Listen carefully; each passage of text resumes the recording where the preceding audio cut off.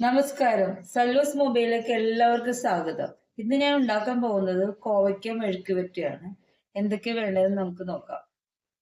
കോവയ്ക്ക, തേങ്ങാക്കൊത്ത്, പച്ചമുളക്, സവാള, കറിവേപ്പില, പിന്നെ കുറച്ച് മുളക് പൊടിയും മഞ്ഞൾപ്പൊടിയും ഉപ്പും വേണം. നമുക്ക് ചെയ്ത് നോക്കാം. പാത്രം വെച്ച് എണ്ണ ഒഴിച്ച് ഇനി നമുക്ക് തേങ്ങാക്കൊത്ത് ഒന്ന് വഴണ്ട് വരുമ്പോൾ നമുക്ക് സവാളയും പച്ചമുളകും. നമുക്ക് സവാള ഇടാം, പച്ചമുളക്, കറിവേപ്പില, ഇതൊന്ന് വഴണ്ട് വരുന്നിട്ട് നമുക്ക് കോവയ്ക്ക.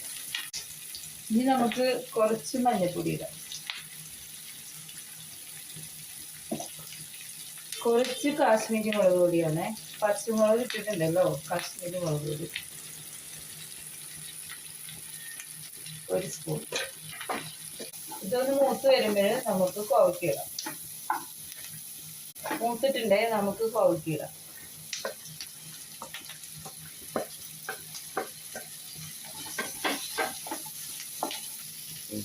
എന്നിട്ട് നമുക്ക് ഉപ്പിടാം. കോവയ്ക്ക ഞാൻ കനം കുറച്ച് നീളത്തിൽ അരിഞ്ഞതാണ്, അപ്പൊ പെട്ടെന്ന് നമുക്ക് വെന്ത് കിട്ടും. ഇത് ഒരു തുള്ളി വെള്ളം ഒഴിച്ചിട്ട് നമുക്ക് മൂടി വയ്ക്കാം.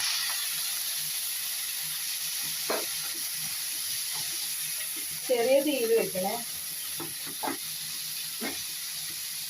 അടച്ചു വെക്കും. നമുക്ക് നോക്കാം റെഡി ആയോന്നേ.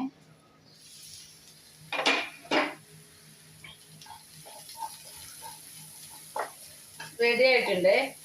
ഇത് ഇനി നിങ്ങൾക്ക് വേണമെങ്കിൽ ഇത്തിരി കൂടി മൊരിക്കാം. ഞാൻ ഇത്രയും മൊരിക്കണുള്ളൂ.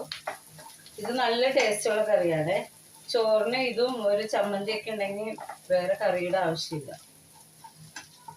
ഇത് നിങ്ങൾ എല്ലാവരും ഒന്ന് ഉണ്ടാക്കി നോക്കണേ. ലൈക്ക് ചെയ്യണേ, സബ്സ്ക്രൈബ് ചെയ്യണേ, ഷെയർ ചെയ്യണേ, കമന്റ് ചെയ്യണേ. Thank you.